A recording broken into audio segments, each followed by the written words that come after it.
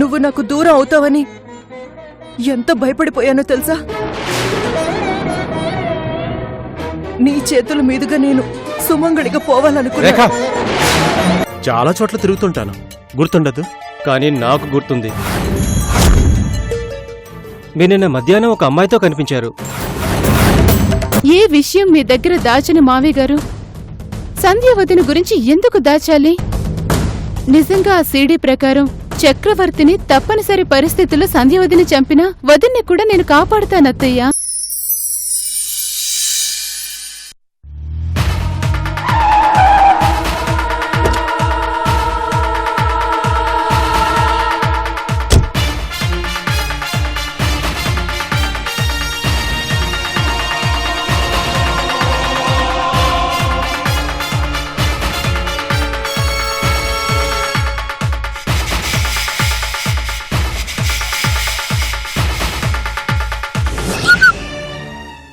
ఓ, ఇప్పుడు మనం చాలా మంచి అల్లుడు అవతారం ఎత్తాలి కదా.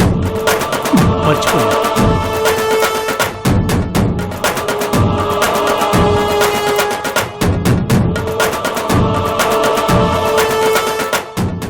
ఏంటి మేడం, మీరింకా నిద్రపోలేదా?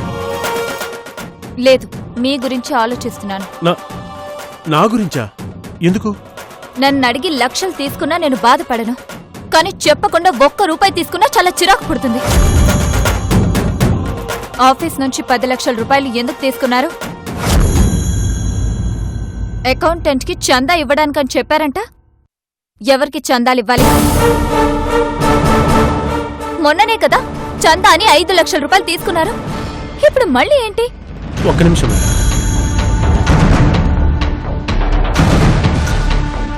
ఏంటిది? మీరే చూడండి. బాబా గుడికి మీ నాన్నగారి పేరు మీద 10 లక్షల విరాళం ఇచ్చాను. దాని రసీదు. ప్రతిరోజు దేవుడి గుడి నుంచి ఇంటికి ప్రసాదం పంపిస్తానన్నారు.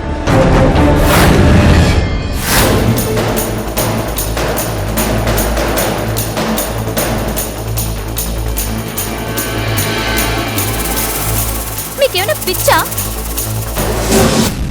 గుడికి 10 లక్షలు ఇస్తారా? డబ్బులు ఏమైనా చెట్ల కాస్తున్నాయనుకుంటున్నారా? మేడం, అది నాకేం చెప్పదు. ఏదో ఒకసారి మంచి పని చేశారని మెచ్చుకున్నందుకు లక్షలు లక్షలు ఇలా చందాలు ఇచ్చుకుంటూ పోతే ఎలా? ఫ్యాక్టరీ ఎలా నడపాలి? నీకు జలక్కివ్వాల్సిందేనే.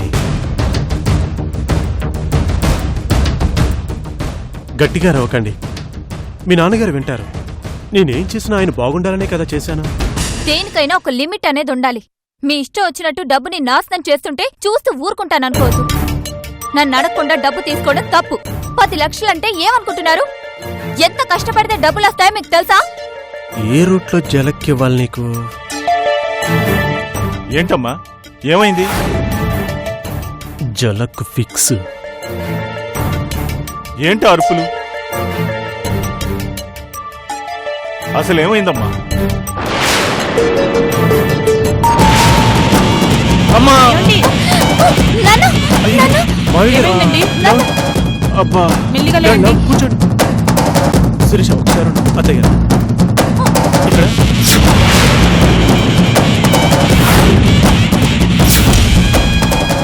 ఇక్కడ తగిలిందా? ఏం కాలేదు బాబు. మావి గారు చెప్పండి. మావి గారు,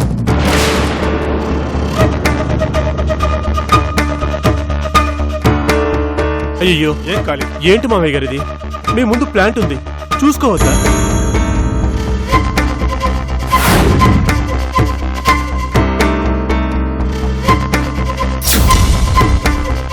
చూడండి ఎలా పడిపోయారు. ఇదిలే బాబు. కాలికి ఏదైనా దెబ్బ తగిలిందో ఏమో. అయ్యయ్యో, అదేంటి బాబు, మీరు కాళ్ళు పట్టుకుంటున్నారేంటి? తప్పేంటండి, ఆయన నాకు తండ్రి లాంటి వారు. నాన్న, మీకేం కాలేదు కదా? ఏం కాలేదమ్మా. అయినా అరుపులేంటి? నీ అరుపులు విని ఏం జరిగిందా అని పరిగెత్తుకుంటూ వచ్చారు. అది డబ్బులు. ఏంటి శిరీష, డబ్బు డబ్బు డబ్బు? మనిషికి డబ్బేనా ముఖ్యం?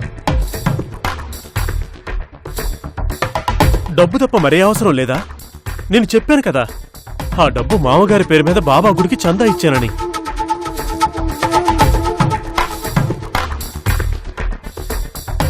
దానికి అన్ని మాటలు అన్నావు. చూడు బాబా కోపం వచ్చింది, ఏం చేశాడు చూడు.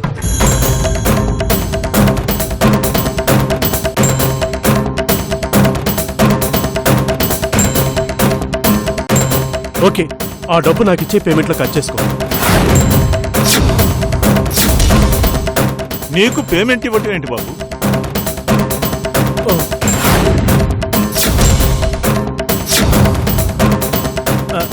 అదేనండి, నా కంపెనీ ఇచ్చే జీతం ఉంది కదా, దాని గురించి చెప్తున్నాను.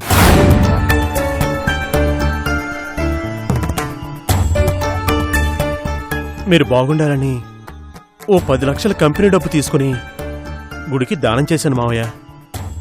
అడగకుండా తీసుకోవడం తప్పే.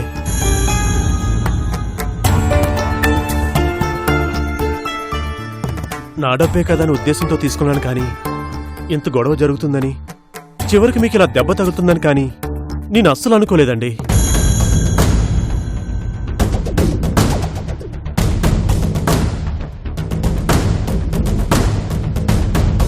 ఏమ్మా, అల్లుడు గారి పరాయి మనిషా? ఆయన డబ్బులు తీసుకుంటే తప్ప? అది కాదు నాన్న. ఏది కాదు? అల్లుడు గారికి వచ్చిన ఆలోచన సొంత కూతురువి నీకు రాలేదు కదా?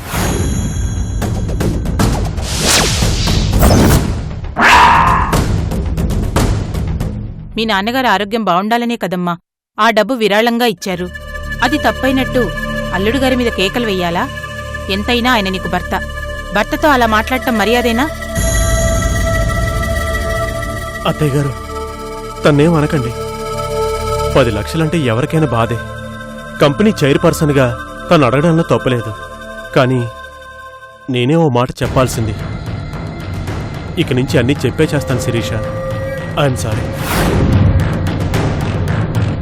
మావయ్య గారు, మీరు రండి, కాలికి జెండూ బాంబు రాస్తాను. వద్దు బాబు, తగ్గిపోదు. మీరు భలేవారే. కాసేపు మద్దన చేసే అవకాశం నాకివ్వండి. రండి మావయ్య. జాగ్రత్త, జాగ్రత్తగా నడవండి, నెమ్మదిగా.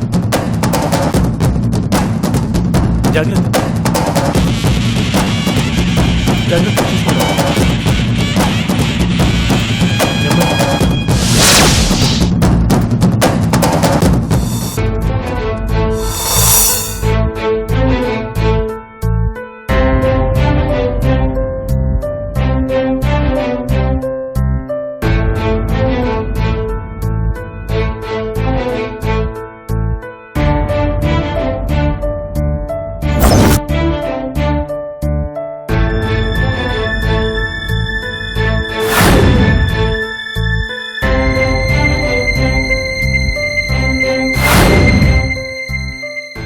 ఏంటి టిఫిన్ ముందు పెట్టుకొని ఎక్కడ ఆలోచిస్తున్నావేంటి? ఏం ఆలోచిస్తున్నావు?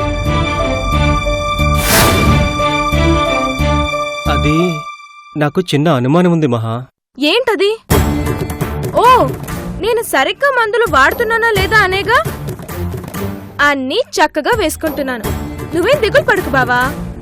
ఆ, అది కాదు మహా, ఓ విషయంలో నాకు చిన్న అనుమానం ఉంది, అందుకే అడుగుతున్నాను. ఏంటా విషయం? అది నా ఫ్రెండ్ ఒకడు ఓ అమ్మాయితో కలిసి బయట కనిపించాడు. ఆ అమ్మాయి నడుం చుట్టూ చేయి వేసి నడిపించుకొని వెళ్తున్నాడు. ఆ అమ్మాయి అతని మీద దాదాపు వాలిపోయినట్లుగా కనిపించింది. తన భార్యకి తెలియకుండా మరో ఆడపిల్లతో తిరుగుతున్నాడా అని అనుమానం. వెళ్ళత్తనే డైరెక్ట్ గా అడిగితే అనుమానం అంతా తీరిపోతుంది కదా బావా. వెళ్ళి అడిగాను మహా, కానీ అతను చెబుతుంది వింటుంటే నాకెందుకు నమ్మశక్యంగా అనిపించట్లేదు. ఆ అమ్మాయికి లో బీపీ లో షుగర్ ఉంది, కళ్ళు తిరిగి పడిపోతుంటే తనే దగ్గరుండి ఇంటికి తీసుకుని వెళ్ళానని చెప్తున్నాడు. అవునా? ఆ అమ్మాయి ఏజ్ ఎంత ఉంటుంది? నీ ఏజ్ ఉంటుంది. నా ఏజ్ కి లో షుగర్ లో బీపీయా? ఏంటి బావా ఇది?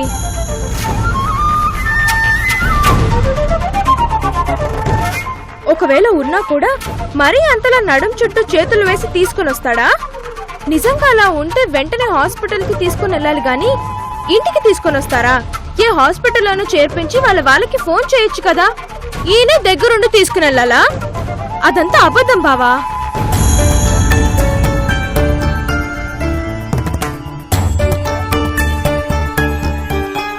అంతేనంటావా?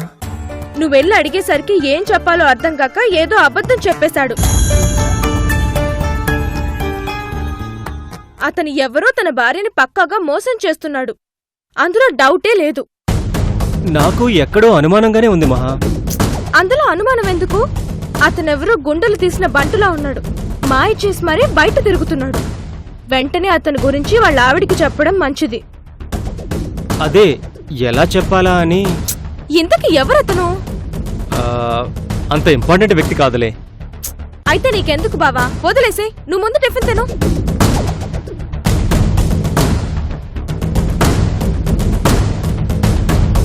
అలా ఎలా వదిలేస్తాను? తెలిసి తెలిసి శిరీష జీవితం నాశనం కానిస్తానా?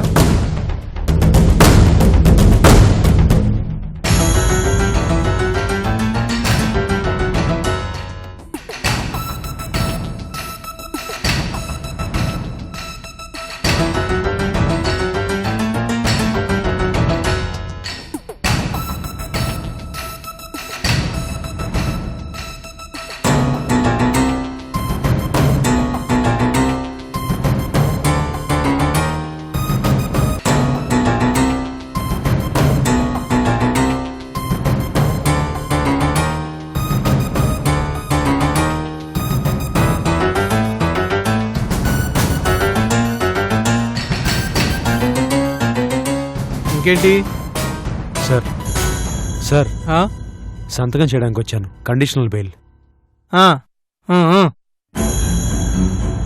మీరు చెప్పేది నాకు అర్థం కావట్లేదు సార్. సంతకం చేయాలి నేను. డార్లింగ్, నువ్వు లైన్లో ఉండు. ఏంటి నీ గోలా? సంతకం. వాళ్ళంతా ఎందుకు వచ్చారనుకుంటున్నావు? ఇక్కడ సినిమా చూడడానికి వచ్చారనుకుంటున్నావా? వాళ్ళు నీ బాబతే. వెళ్ళి అక్కడ నిలబడిపో. సంతకం చేసి ఎక్కడికో వెళ్తాడంట. వీడు పెద్ద కలెక్టర్, మరి బెయిల్ మీద బయటకు వచ్చిన క్రిమినల్ గడివి ఎదవలేవలు ఒకటి కోతలకే.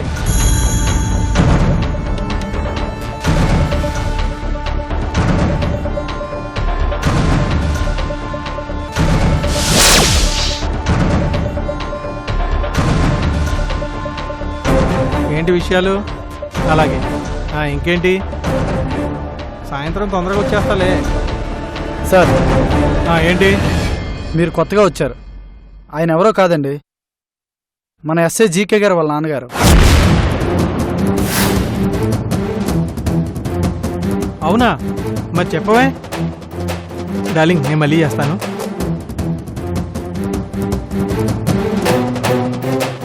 నమస్తే సార్. మీరు జీకే గారు నాన్నగారని తెలియక ఏదో వాగేశాను, క్షమించండి సార్. మీ పేరు చెప్పండి సార్. ఏ రకం? సార్, ఇక్కడ సంతకం చేయండి. పర్వాలేదు, నేను లైన్లో వచ్చి సంతకం పెడతాను. అయ్యయ్యో, అంత మాట అనకండి సార్. ఏదో తెలియక వాగేశాను. అవన్నీ మీరు మనసులో పెట్టుకోకండి సార్. సంతకం చేయండి సార్. సార్, నాకంటే ముందు నలుగురున్నారు. ముందు వాళ్ళని పెట్టనివ్వండి, తర్వాత సార్ నేను ప్లీజ్ సార్, సంతకం చేయండి సార్. అది కాదు రైటర్ గారు, నమస్తే సార్. ముందు వాళ్ళతో సంతకం చేయించు. అలాగే సార్.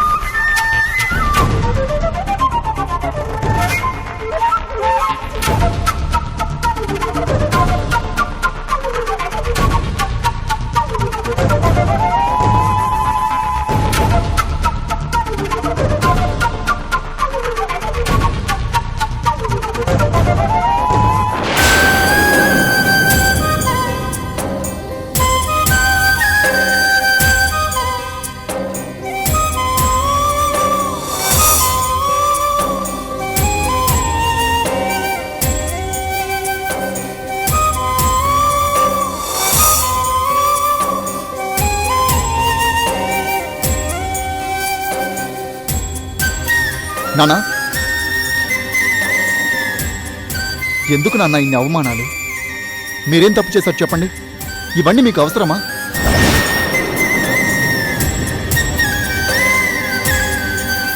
నేనుంటే ఒకలా, నేను లేకుంటే ఇంకోలా బిహేవ్ చేస్తారు వీళ్ళు. నా వెనక ఎన్ని కామెంట్స్ చేస్తారో అది తెలుసు. కానీ అవన్నీ తెలిసి కూడా నోరెత్తలేని పరిస్థితి మనకెందుకు చెప్పండి? మీరు ఎలాంటి మనిషి నాన్న? మీరిలా ఓ తప్పు చేసిన వాళ్ళ వచ్చి అవమానాలు పొందాలన్నా? తప్పదు కదరా.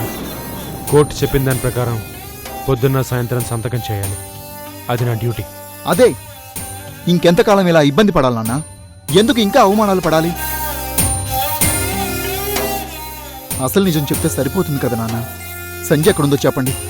సంజయ్ని తీసుకొచ్చి నిజం బయట పెడతాం. అప్పుడు సంజయ్ని మాత్రం అరెస్ట్ చేయవా? సంజయ్ నీ చెల్లెలరా, నువ్వు ఆ విషయం మర్చిపోతున్నావు. నేనేది మర్చిపోవడం లేదు నాన్న. మీరే నన్ను అర్థం చేసుకోవడం లేదు. సంజయ్నైనా మిమ్మల్నైనా కాపాడుకోవాలనే నేను బాబాని కష్టపడుతున్నానన్నా. దయచేసి నిజాలు చెప్పండి. మొన్నటిదాకా మీరు మర్డర్ చేశారు అనుకున్నారు. ఆ తర్వాత సంజయ్ సడన్గా వచ్చింది, తనే చేశాను అంటుంది. మొన్న అత్తయ్య కోర్టులో నేనే మర్డర్ చేశాను అంటుంది. ఏది నిజం ఏది అబద్ధం అనేది తేలటం లేదు నాన్న. ఏంటి నాన్న ఇదంతా? అసలు మిస్టరీ ఏంటి నాన్న? నేనేం చెప్పినా మీరు నమ్మర్రా. మీరు నమ్మిందే మీరు చేస్తారు. అలాంటప్పుడు నన్నెందుకు ఇబ్బంది పెడుతున్నారు? నా దారిని నన్ను వదిలేయండి. ఒక్క నిమిషం ఆగండి నాన్న. జీప్ పంపిస్తాను, జీప్లో వెళ్ళండి. వద్దురా, అది పోలీస్ జీపు. నేను బెయిల్ మీద బయటనే అక్యూజ్ని. నువ్వు నీలాగే హుందాగా ఉండాలి, నేను నాలాగా ఒద్దిగ్గా ఉండాలి. అదే నీకు మర్యాద, నాకు మర్యాద. నేను వెళ్తాను. సరే అయితే నేనే వస్తాను, ఉండండి. నా కోసం నువ్వు నీ డ్యూటీని మానుకుని రావద్దురా. నేను వెళ్ళగలను, వస్తాను. అంతేగాని మీరు మాత్రం మారనంటారు. నీ తండ్రిని కదరా, ఎందుకు మారతాను?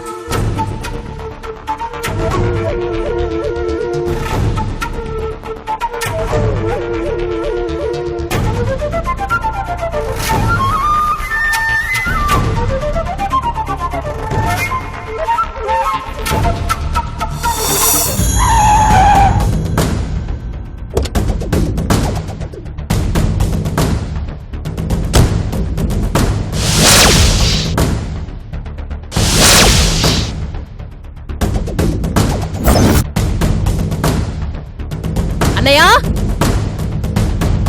అన్నయ్య! ఏంటమ్మా, ఎందుకంత హడావుడిగా ఉన్నావు? ఏం జరిగినది? కొత్త కొత్త నిజాలు తెలుసాయన్నయ్య. మనం అనుకున్నట్టుగా శైలజ, శిరీష, సంధ్య అని ముగ్గురు కాదు, ఉన్నది ఇద్దరు. వాళ్ళు సంధ్య, శిరీష ఇద్దరే. మరి మన మధ్యనున్న శైలజ ఎవరు? అదే సంధ్య.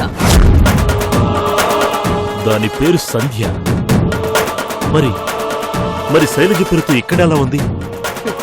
అక్కడే అసలు తిరకాసింది. దాని దగ్గరే మనం పిచ్చోళం అయ్యాం.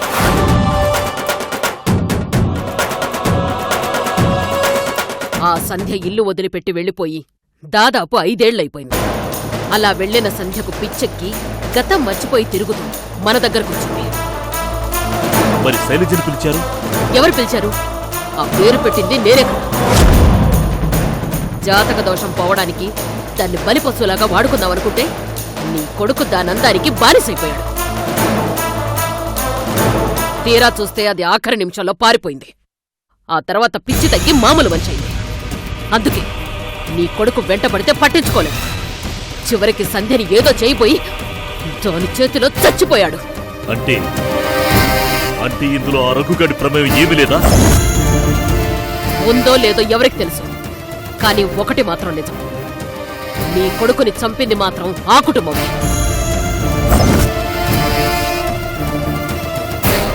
వాళ్లలో ఎవరో చంపారు.